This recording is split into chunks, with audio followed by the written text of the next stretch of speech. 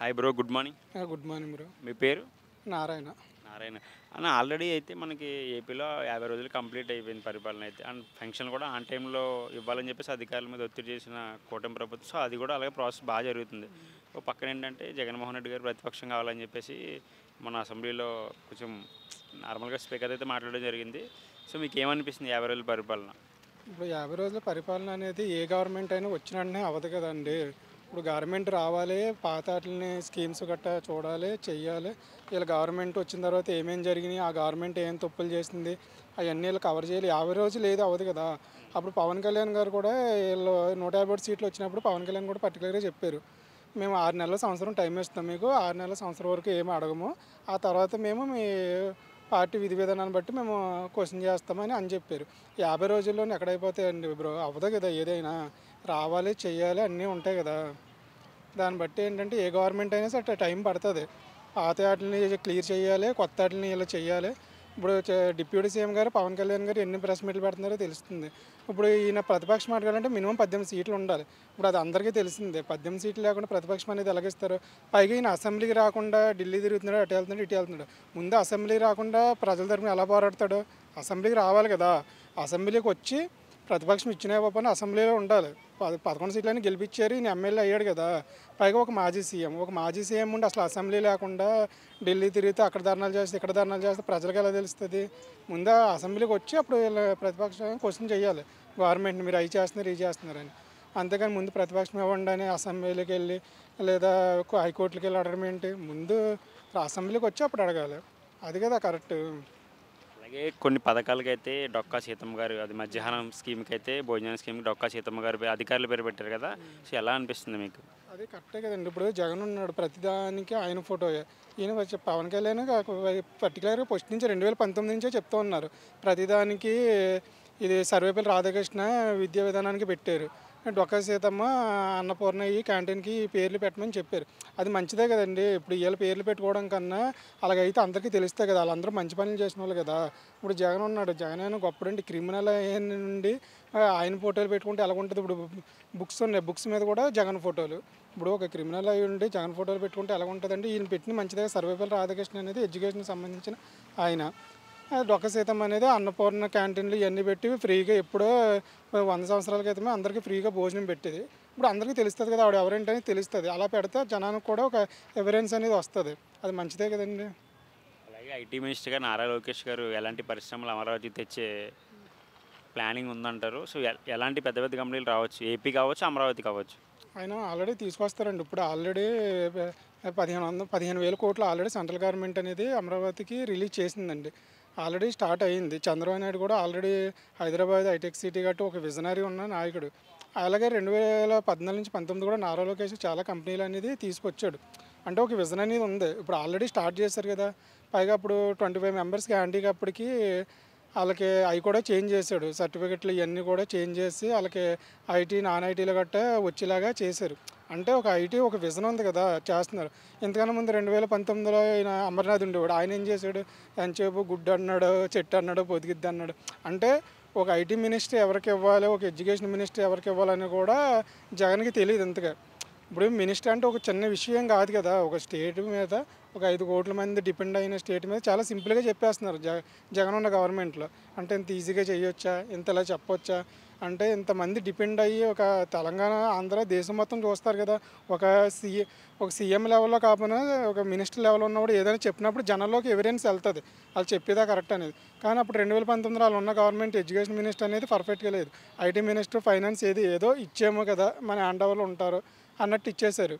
దాని వాల్యూ ఏంటి, ఎందుకు మాట్లాడుతున్నారు అనేది ఐడియా లేదు. కానీ ఇప్పుడు ఒక నారా లోకేష్ ఐటీ మినిస్టర్, ఆయనకు ఒక విధానం ఉంది, ఒక ఎడ్యుకేషన్, కమ్యూనికేషన్ అన్నీ ఉన్నాయి. అలాగే పవన్ కళ్యాణ్ గారు డిప్యూటీ సీఎం కింద ఎలా చేయాలి ఏంటి. ఇప్పుడు 5 సంవత్సరాల్లో జగన్ ఎన్ని మీటింగ్లు పెట్టాడో ఇలా 50 డేస్లో అన్ని మీటింగ్లు పెట్టారు, అంతా ప్రజల్లోకి వెళ్ళారు.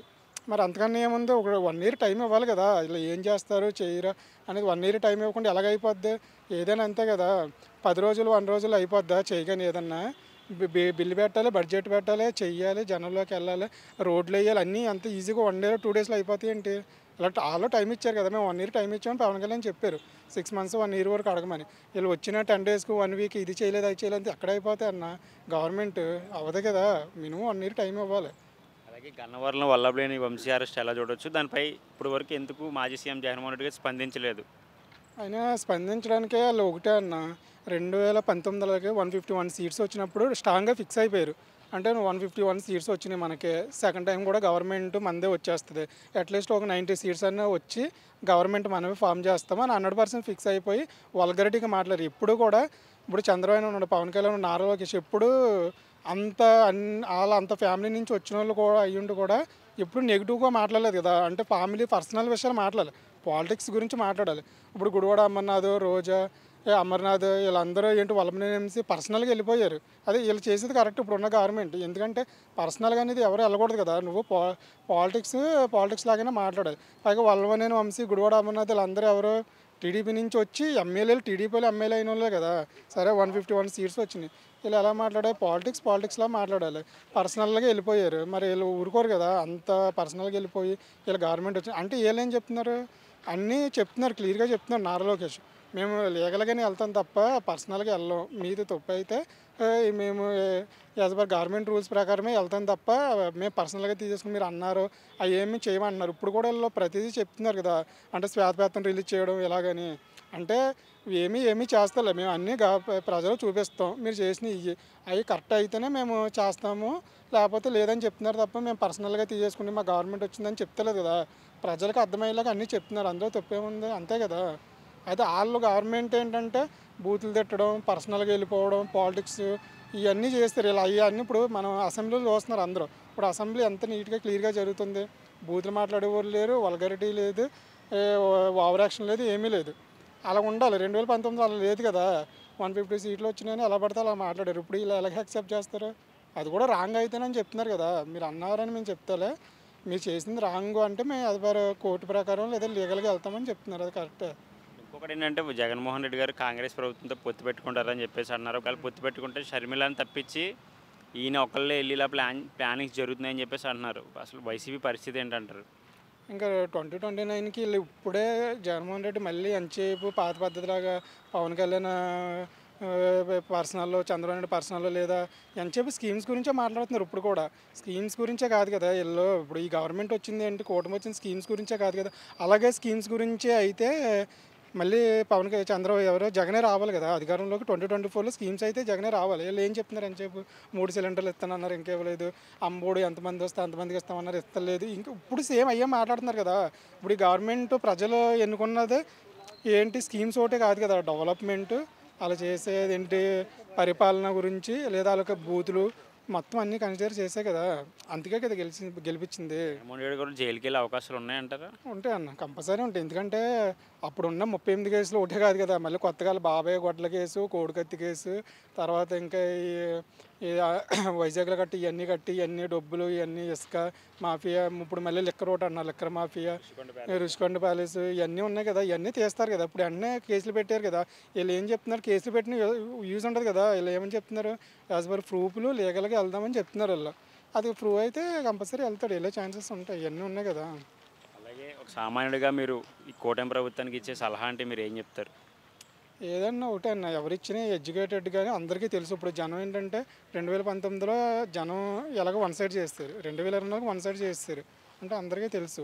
ఇక్కడ ఏంటంటే చెప్పేది ఏంటంటే 2019లో జగన్మోహన్ రెడ్డి లాగా పర్సనల్గా మంత్రులు గట్టి తెచ్చడం గట్ట కాకుండా డెవలప్మెంట్ మీదే ఫోకస్ చేయాలి.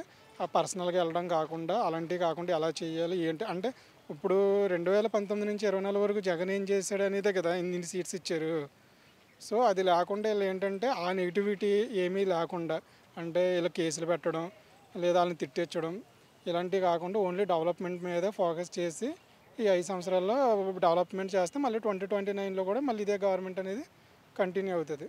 ఈ 5 సంవత్సరాల్లో లాస్ట్ 1 ఇయర్ పవన్ కళ్యాణ్ గారికి ముఖ్యమంత్రి పదవి ఇచ్చే అవకాశం ఉందని చెప్పేసి అంటున్నారు, కాపు ఓటు బ్యాంక్ కోసం. సో ఇచ్చే అవకాశాలు ఉన్నాయంటారు, ఒకవేళ ఇస్తే ఎలాంటి రిజల్ట్ ఉండొచ్చు? ఇచ్చే అవకాశాలు ఉన్నా లేకపోయినా ఇస్తే ఇంకా స్ట్రాంగ్ అవుతుంది అన్న 2029. ఆ తర్వాత కూడా పవన్ కళ్యాణ్ చెప్పారు కదా 15 సంవత్సరాలు అయితే మేము కలిపే ఉంటాము, నాకు సీఎం పదవి ఇవ్వకపోయినా పర్లేదు మీతో ఉంటానన్నారు. సో అదే విషయం చంద్రబాబు నాయుడుకి, లోకేష్కి తెలుసు కాబట్టే ఇప్పుడు ఎక్కడికి వెళ్ళినా సచివాలయంలో ఇద్దరు ఫోటోలు పవన్ కళ్యాణ్ ఫోటో పెడతారు. అంటే పవన్ కళ్యాణ్ ఇంపాక్ట్ అనేది 2019లో తెలిసింది, 2018లో తెలిసింది, ఇప్పుడు 2029లో కూడా తెలుస్తుంది. పవన్ కళ్యాణ్ అనేది సపరేట్ అయితే మళ్ళీ ఓట్ బ్యాంక్ అనేది మళ్ళీ డైవర్ట్ అయిపోతే చీలిపోద్ది అనేది. సో ఇస్తే పర్లేదు, బాగా జరిగిద్ది. ఇచ్చి ఒకవేళ ఇవ్వచ్చు, ఎందుకంటే పవన్ కళ్యాణ్కి వాళ్ళు ఇచ్చే రెస్పెక్ట్ ఇవన్నీ చూస్తే ఇవ్వచ్చు, ఇంకా డెవలప్మెంట్ అవుతుంది. ఎందుకంటే పవన్ కళ్యాణ్ అనేది ఆనెస్ట్, ఓ క్రిమినల్ కేసెస్ లేదు, కరప్షన్ లేదు, ఏమీ లేదు, అవి చేసే విజనరీ ఉంది, అన్నీ ఉన్నాయి, ఇవ్వచ్చు. ఇస్తే ఇంకా డెవలప్మెంట్ అవుతుంది. ఆ కోఆర్డినేషన్ కూడా ఉంది. ఇప్పుడు టీడీపీకి జనసేన వీళ్ళు 2019 చాలా నెగిటివ్ చేశారు, అంటే ఇద్దరు కలిసి పోటీ చేయకూడదు, సపరేట్గా పోటీ చేయాలి. కానీ వీళ్ళిద్దరు ఎక్కడ డైవర్ట్ అవ్వలేదు కదా, ఇప్పుడు కూడా అలాగే నెగిటివ్ చేద్దామని చూస్తారు. అంటే సీఎం పదవి వాడుకోవచ్చు కదా, పవన్ కళ్యాణ్ రెచ్చగొడతారు. కానీ పవన్ కళ్యాణ్కి, టీడీపీకి వాళ్ళకి ఒక విజనరీ ఉంది, జనసేన టీడీపీ కూటమికి. సో వీళ్ళు ఎన్ని చెప్పినా ఇంకా వాళ్ళు డైవర్ట్ అవ్వరు, అంతే కదా. 2019లోనే డైవర్ట్ అవ్వలేదు, వాళ్ళు ఎంత తిట్టి పర్సనల్గా తిట్టినా ఇప్పుడు ఎక్కడ డైవర్ట్ అవుతారు. ఇస్తే మాత్రం బాగుంటుంది, డెవలప్మెంట్ అనేది ఇంకా బాగా ఫాస్ట్గా అవుతుంది. చాలామంది పవన్ కళ్యాణ్ గారి ముందు విమర్శించారు కదా, ఒక సినిమా స్టార్ అని చెప్పి, ప్యాకేజ్ స్టార్ అని చెప్పేసి. ఇప్పుడు చూస్తే తన సమయాన్ని అంతా డిప్యూటీ సీఎంకి ఎక్కువ అధికారులతోనే టైం స్పెండ్ చేసి ప్రతి సమస్య గురించి ఆయనే స్వయంగా ఇప్పుడు కూడా పార్టీ కార్యాలయం ముందు సమస్యలు ఆర్జీలు తీసుకున్నారు. సో ఏమనిపిస్తుంది ఇంత చేంజ్ సడన్గా ఒకసారిగా ఆయనలో వచ్చింది? అంటే చేంజెస్ అంటే 2009లో ప్రజారాజ్యం పార్టీ నుంచే చేంజెస్ ఉంది పవన్ కళ్యాణ్ గారికి. అప్పటి నుంచే పాలిటిక్స్లో ఉన్నారు కదా. కానీ పవన్ కళ్యాణ్ అంటే డైరెక్ట్గా పాలిటిక్స్లో రాలేదు. ఇప్పుడు 2019లో అప్పుడప్పుడు వస్తాడు వెళ్ళిపోతాడు అని గట్రా అన్నారు. కానీ ఎప్పుడు వచ్చినా సరే డబ్బు జనానికి ఇచ్చాడు కదా. మొత్తం ఇది ₹1,00,000 రైతులకి ఇవ్వడం, ఎక్కడైనా ఏదైనా జరిగితే అమౌంట్ ఇవ్వడం, అంటే పోస్ట్ చేశాడు కానీ జనాల్లో లేడు 2019. ఇప్పుడు ఏంటంటే డైరెక్ట్ ఇంకా ప్రత్యక్ష పాలిటిక్స్లోకి డైరెక్ట్గా వచ్చేసాడు. ఇప్పుడు చెప్పాడు కదా, ఇంకా 2-3 సినిమాలు ఉన్నాయి, అవి కూడా ఫినిష్ చేస్తే టైం పడుతుంది. ఇప్పుడే కదా, ఇప్పుడు ఏంటని సెట్ చేసుకోవాలి కదా, దాని పదవి ఏంటి, ఆయన పదవి ఏంటి, అధికారులు వీళ్ళందరినీ సెట్ చేసుకుంటూ ఏం జరుగుతుంది ఏంటి, ఎక్కడ ఇప్పుడు గ్రామ పంచాయతీలు ఉన్నాయి, ఆయన నిధులు గట్ట అన్నీ తినేసారని కూడా చెప్పాడు. అవన్నీ సెట్ చేయకుండా ఇప్పుడు సినిమాల్లోకి వెళ్తే మళ్ళీ ఇదంతా ఇంపాక్ట్ పడుతుంది కదా. ఒక 1 year 2 years టైం తీసుకుంటూ, లేదా 6 months ఈ అధికారులు వీళ్ళందరినీ కోఆర్డినేట్ చేసుకోవాలి కదా. ముందు ఎక్కడ ఏం జరుగుతుందో ఏంటి ఇవన్నీ లైన్లో పెట్టుకున్న తర్వాత సినిమాలు చేసి స్టాప్ చేసేస్తాను అన్నాడు. అది మంచిది. ఒకవేళ సినిమాలు చేసినా పవన్ కళ్యాణ్ నెగిటివ్గా చూడకూడదు. చాలామంది సపోర్ట్ చేసిన వాళ్ళు ఉన్నారు సినిమాలు తీసిన. ఎందుకంటే ఆ సినిమాలు చేస్తే 50 కోట్లు వస్తుంది. 50 కోట్లు ఏం చేస్తున్నాడు, జనానికి ఇచ్చేస్తానని చెప్తున్నాడు కదా, ఇచ్చేసాడు కూడా. అందులో ఏముంది, ఇప్పుడు సొంతంగా యూజ్ చేసుకుంటే పర్లేదు. ఇప్పుడు జగన్మోహన్ రెడ్డి లాగా క్రిమినల్ కేసులు, లేకపోతే సాక్షి పేపరు, సాక్షి టీవీ వీటికి ఇస్తలేదు కదా. ఇప్పుడు అవన్నీ ఎందుకు, జగన్మోహన్ రెడ్డి ఇప్పుడు మన ఎవరిని పరామర్శిస్తాకి వెళ్ళాడు వినుకొండ, వెళ్ళి ఒక సీఎం, మాజీ సీఎం ఉండి ఒక 5 లక్షలని ఇచ్చాడా?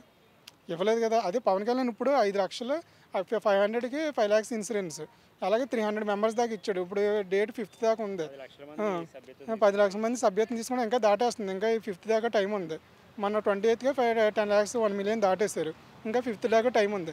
ఇంత చేసి ఇంతకన్నా ముందు అధికారంలో లేకపోయి ఓడిపోయిన 2 చోట్ల ఏం మనసులో పెట్టుకోకుండా 30 కోట్లు అనేది రైతులకు ఇచ్చాడు. చిరంజీవి మన 5 కోట్లు ఇచ్చాడు పవన్ కళ్యాణ్ ట్రస్ట్కి. ఈయన ఒక జగన్ సీఎం అయ్యండి, ఎక్స్ సీఎం అయ్యండి, ఎంత డబ్బు ఉండి కొన్ని లక్షల కోట్లు తినేసి ఒక 5 లక్షల పైన ఎందుకు? అలా చనిపోయిన ఆల్ కార్యకర్తే కదా. ఇప్పుడు 2014లో 67 సీట్లు వచ్చింది. ఎందుకు వచ్చినాయి? రాజశేఖర రెడ్డి గురించే వచ్చినాయి. ఆ పాదయాత్ర అప్పుడు ఎవరికి రూపాయి ఇవ్వాలి. సరే 2019లో జగన్ అధికారంలోకి వచ్చాడు.